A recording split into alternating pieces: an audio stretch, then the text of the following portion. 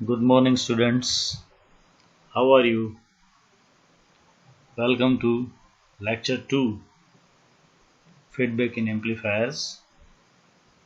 આશા રાખું તમે બધા ઘરમાં રહેતા હશો, સ્વસ્થ હશો.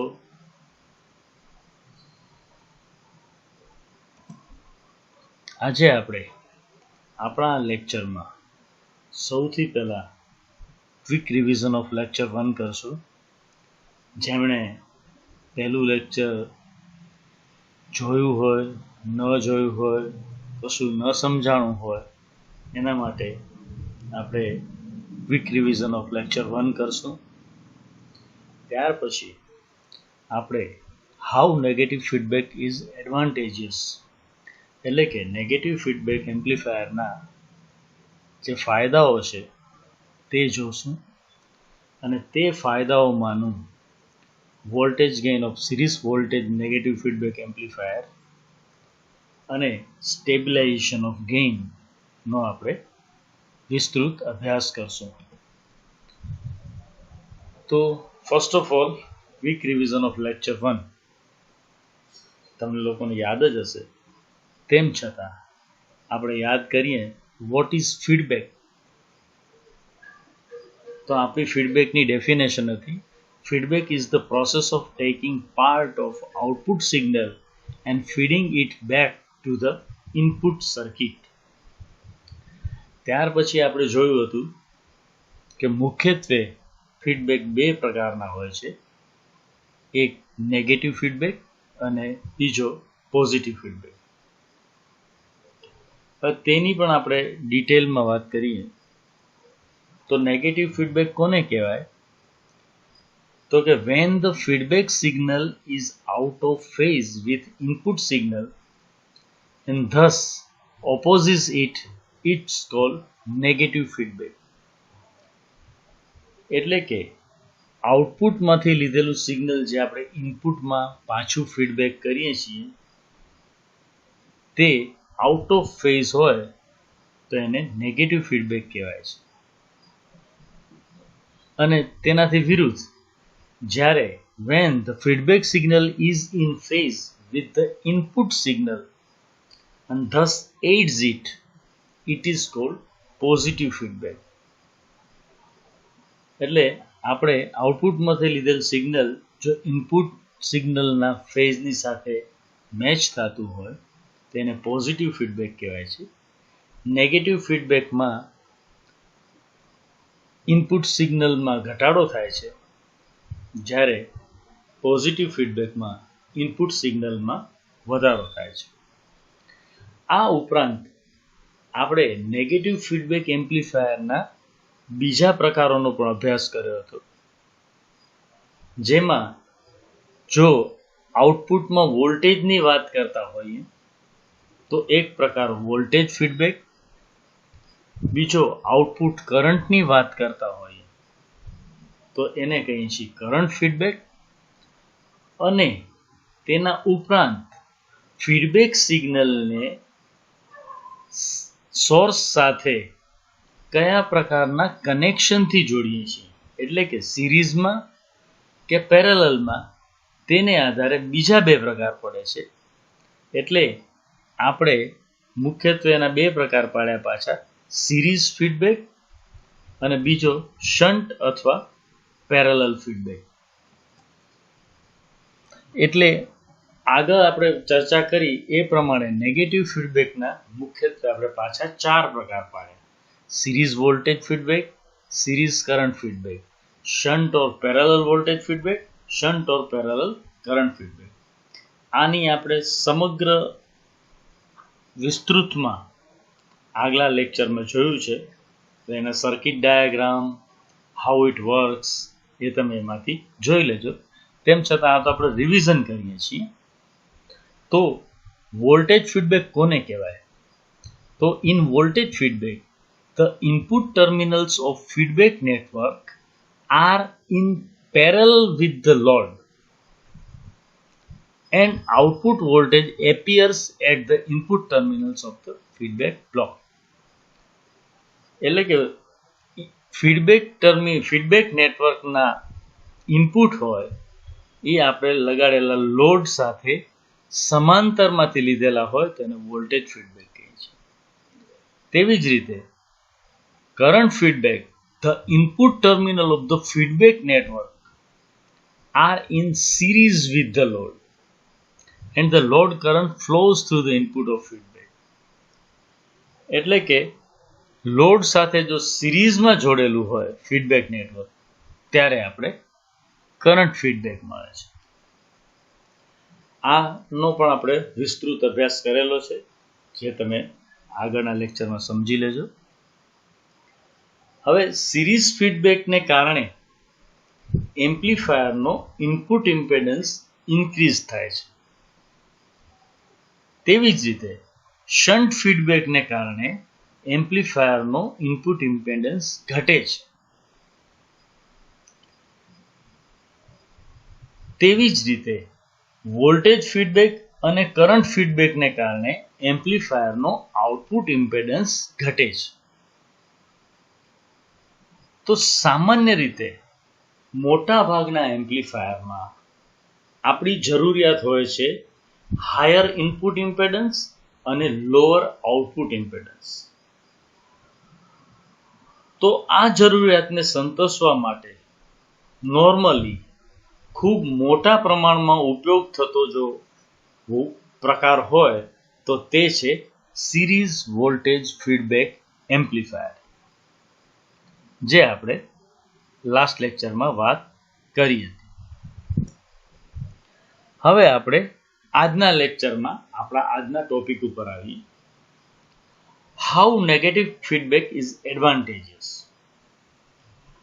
તો first of all, negative feedback in amplifier reduces the gain. However, it improves the performance of amplifier in several ways, just like it improves the stability of amplifier gain, it reduces the distortion and noise, it increases the input impedance, it decreases the output impedance, and it increases the bandwidth. એટલે કે આપણે જાણીએ છીએ તે પ્રમાણે negative feedback એમ્પ્લીફાયરને કારણે એમ્પ્લીફાયરના ગેઇનમાં ઘટાડો થાય છે. ઘટાડો થવા છતાં તેને કારણે એમ્પ્લીફાયરના પરફોર્મન્સમાં ઘણો સુધારો થાય છે. તો એ સુધારો આ નીચે દર્શાવેલા પાંચ પ્રકારે થાય છે. એમાં પહેલો પ્રકાર છે એમ્પ્લીફાયર ગેઇનમાં સ્ટેબિલિટી, એટલે કે સ્થિરતા આવે છે. તે ડિસ્ટોર્શન અને નોઇઝ હોય તેમાં ઘટાડો કરે છે. તે એમ્પ્લીફાયરના ઇનપુટ ઇમ્પેડન્સમાં વધારો કરે છે. તે એમ્પ્લીફાયરના આઉટપુટ ઇમ્પેડન્સમાં ઘટાડો કરે છે. અને છેલ્લે તે તેની બેન્ડવિડ્થમાં વધારો કરે છે. તો આ જે 5 પ્રકારે એમ્પ્લીફાયરના પરફોર્મન્સમાં વધારો થાય છે તે આપણે વિસ્તૃતપણે સમજવાના છે. તો સૌ પ્રથમ આપણે જોઈએ voltage gain of series voltage negative feedback amplifier. અહીંયા તમે જોઈ શકો છો આકૃતિમાં એક એમ્પ્લીફાયર બતાવેલો છે, જેમાં VS અથવા તો VI જેટલો ઇનપુટ આપવામાં આવે છે અને VO જેટલો આઉટપુટ નીકળે છે. RL છે એ લગાડેલો લોડ છે. આઉટપુટમાંથી સમાંતર રીતે આપણે ફીડબેકનો ઇનપુટ આપીએ છીએ, જેનો ફીડબેક ફેક્ટર બીટા જેટલો છે. અને એનો જે આઉટપુટ નીકળે છે એ VF જેટલો છે, જે બીટા V0 જેટલો હોય છે. તો તેના ઉપરથી આ નેગેટિવ ફીડબેક એમ્પ્લીફાયરનો આપણે ગેઇનનો સ્ટડી કરીએ તો આકૃતિમાં દર્શાવ્યા પ્રમાણે here a portion of output voltage feedback in series to the input. બીજું તો નેગેટિવ ફીડબેક, આ નેગેટિવ ફીડબેક છે એટલે negative feedback results overall gain reduction એટલે કે રિડક્શનમાં ઘટાડો થાય છે.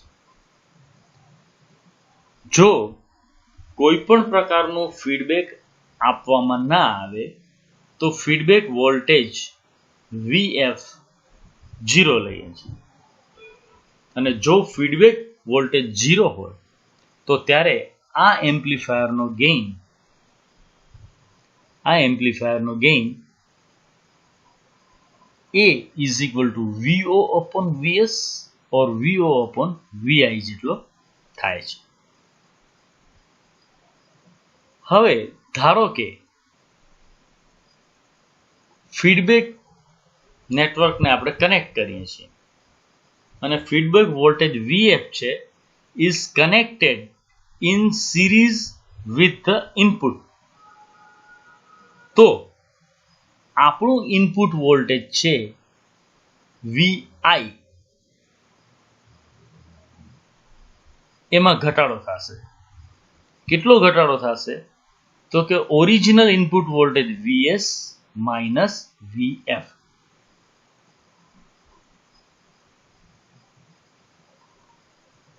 Since V0 is equal to AVI, આપણા ઉપરના ઇક્વેશન ઉપરથી કહી શકીએ, અને VI બરાબર VS માઇનસ VF એની જો આપણે કિંમત મૂકીએ અને એને સાદુરૂપ આપીએ તો અલ્ટિમેટલી આપણને ઇક્વેશન મળે છે AVS માઇનસ AVF. અને AVS માઇનસ AVF તો VF વોલ્ટેજ છે એનું આપણે અહીંયા કહ્યું છે એની કિંમત કેટલી છે? બીટા V0 જેટલી. તો આ બીટા V0 છે એટલે આ કિંમત અહીંયા VF ની જગ્યાએ મૂકતા આપણું ઇક્વેશન બનશે AVS minus AB beta V0. તેના ઉપરથી આપણે આ ઇક્વેશનને સાદુરૂપ આપીએ તો V0 કોમન નીકળશે અને આપણને મળશે 1 plus beta A is equal to AVS. અને તેથી આપણને finally overall voltage gain of feedback V0 upon VS is equal to A upon 1 plus beta A મળશે. તો આ ઇક્વેશન આપણા માટે ખૂબ અગત્યનું છે.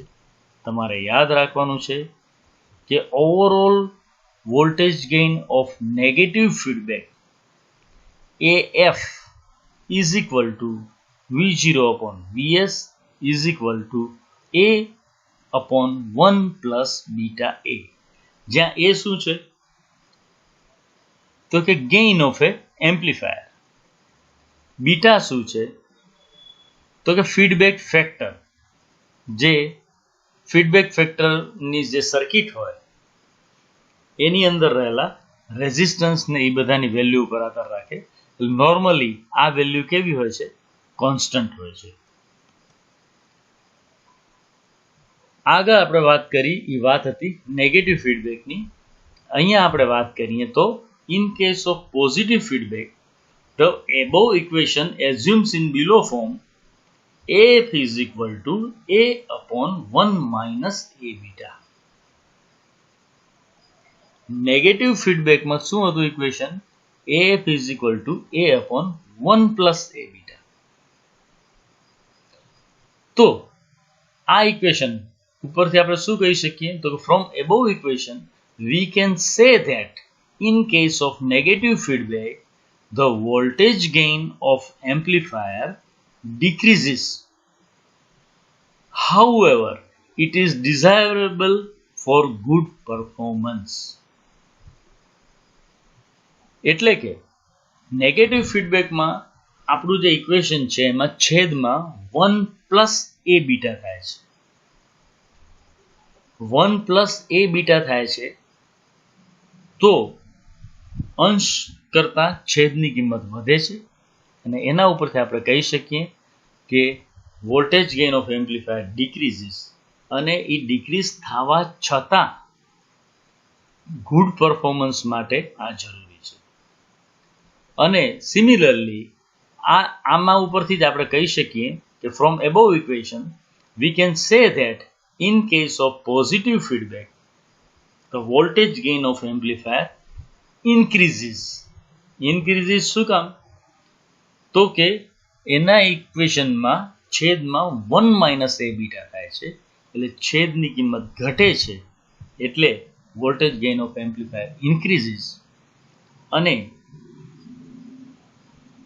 આ પ્રકારના ફીડબેકનો મોટે ભાગે ઓસિલેટર સર્કિટ્સમાં ઉપયોગ થાય છે. તો આપણે મુખ્યત્વે બે વસ્તુ યાદ રાખવાની છે, voltage gain of negative feedback end voltage gain of positive feedback. હવે આના ઉપરથી આપણે જે પેલા 5 પ્રકાર જોયા હતા કે જે ઇમ્પ્રુવ્સ પરફોર્મન્સ ઓફ એમ્પ્લીફાયર, એમાં પહેલું હતું સ્ટેબિલાઇઝેશન ઓફ ગેઇન. તો સ્ટેબિલાઇઝેશન ઓફ ગેઇન નો જો આપણે વિચાર કરીએ તો એના માટે આપણે નેગેટિવ ફીડબેક એમ્પ્લીફાયરનું ઇક્વેશનને આપણા બેઝિક ઇક્વેશન તરીકે લઈએ. The gain of negative feedback amplifier is given by equation AF is equal to A upon 1 plus A beta. આને આપણે કહીએ છીએ equation 1. Here A beta, A શું છે? Amplifier of the gain. Beta શું છે? ફીડબેક ફેક્ટર જે normally constant હોય છે. આ A બીટાની કિંમત વેરી મચ ગ્રેટર ધેન 1 હોય તો ઇક્વેશન 1 ને આપણે લખી શકીએ ને જેમાં a ને 1 ને આપણે અવગણી શકીએ એટલે AF is equal to A upon A beta થાય. અને AF upon A beta થાય તો A કેન્સલ થતા આપણને મળે AF is equal to 1 upon beta. આને ઇક્વેશન નંબર 2 ગઈ. તો એનો મતલબ શું થયો કે ફીડબેક કર્યા પછીના એમ્પ્લીફાયરનો જે ગેઇન છે તે માત્ર અને માત્ર ફીડબેક ફેક્ટર B ઉપર આધાર રાખે છે, નહીં કે તેના એમ્પ્લીફાયરના ઇન્ટરનલ ગેઇન A ઉપર. બરોબર. હવે ગેઇન હોય તો એમ્પ્લીફાયરના ગેઇનમાં થોડો ઘણો પણ જો ઇનપુટમાં ફેરફાર કરવામાં આવે તો આઉટપુટમાં પણ ફેરફાર થાય, તો એને કારણે ગેઇનમાં પણ ફેરફાર થાય. તો તેના માટે to estimate small change in the gain of amplifier we want to calculate it. Equation 1 છે એને વી differentiate equation 1 with respect to A.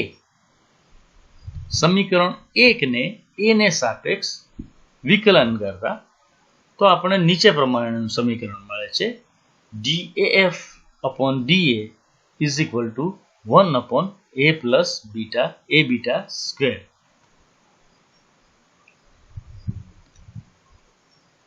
તો એ સમીકરણને ફરીથી લખીએ તો DAF is equal to DA upon 1 plus A beta square. આ equation number 3. સમીકરણ 3 ને સમીકરણ 3 ને સમીકરણ 1 વડે ભાગીએ. સમીકરણ 1 એટલે કયું સમીકરણ? આ અહીંયા જે બતાવ્યું છે તે. બરોબર. આ સમીકરણ 1 ને આ સમીકરણ 3 ને 1 વડે ભાગો અને તમે સાદું રૂપ આપો તો આ રીતનું આપણને મળે છે dAf upon AF is equal to dA upon 1 plus A beta square multiplied by 1 plus A beta upon A. આ સમીકરણને સાદું રૂપ આપતા આપણને આ પ્રમાણેનું સમીકરણ મળે છે dAf upon AF is equal to 1 plus A beta multiplied by dA upon A. આને ઇક્વેશન નંબર 4 કહીએ. હવે અહીંયા પણ આપણે અગાઉ પણ માન્યું હતું એમ કે 1 plus A beta is very much greater than 1. So the percentage change in AF is very much less than percentage of change in A. કારણ કે સમીકરણ 4 માં dAf upon AF શું બતાવે છે? percentage change in feedback amplifier. અને dA upon A શું બતાવે છે? તો કે percentage change in A, simply gain A. Feedback amplifier કરવા છતાં ફીડબેક કરવાથી percentage change of AF is very much less than the percentage change in A. This shows the stabilization of gain in amplifier. Okay. હવે આપણે એના બીજા advantage ઉપર જઈએ. Reduction in distortion and noise. હવે અહીંયા તમે આકૃતિ જોઈ શકો છો. The figure shows the voltage waveform corresponding to the input voltage Vi. બીજી ફિગર છે ફીડબેક વોલ્ટેજ Vf નું અને ત્રીજી ફિગર છે ત્રીજો ગ્રાફ છે net input voltage of the amplifier Vi dash in case of negative feedback amplifier. તો આપણે જોઈ શકીએ છીએ કે input voltage pure sine wave ફોર્મમાં છે અને આપણો એમ્પ્લીફાયર કેવો છે? આપણો ફીડબેક નેગેટિવ ફીડબેક છે. એટલે જ્યારે આપણે નેગેટિવ ફીડબેકના આઉટપુટમાંથી લઈને ઇનપુટમાં આપશું તો the voltage Vf gets subtracted from the input voltage Vi to make the net input Vi to the amplifier.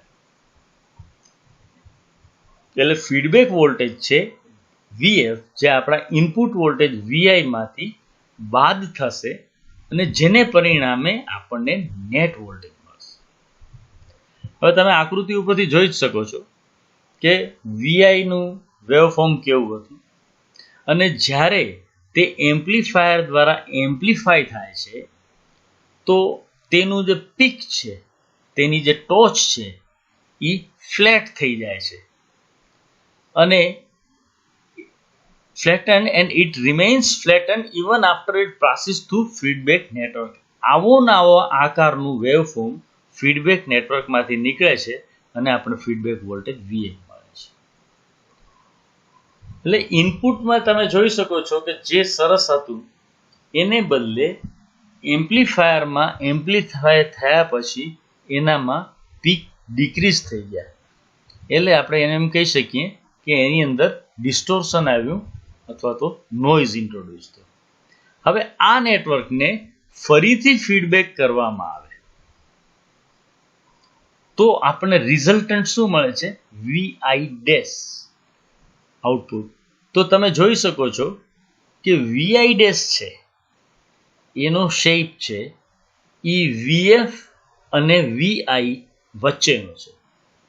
એટલે Vfમાં જે પીક સંપૂર્ણપણે ફ્લેટ થઈ ગયા છે એને બદલે આપણને Vi ડેશમાં ફરીથી થોડાક આપણને પીક મળે છે જે VF કરતા પ્રમાણમાં હાઈ છે. તો અહીંયા લખ્યું છે એ પ્રમાણે this VF is then subtracted from VI and gives the resulting output VI dash with more higher peak.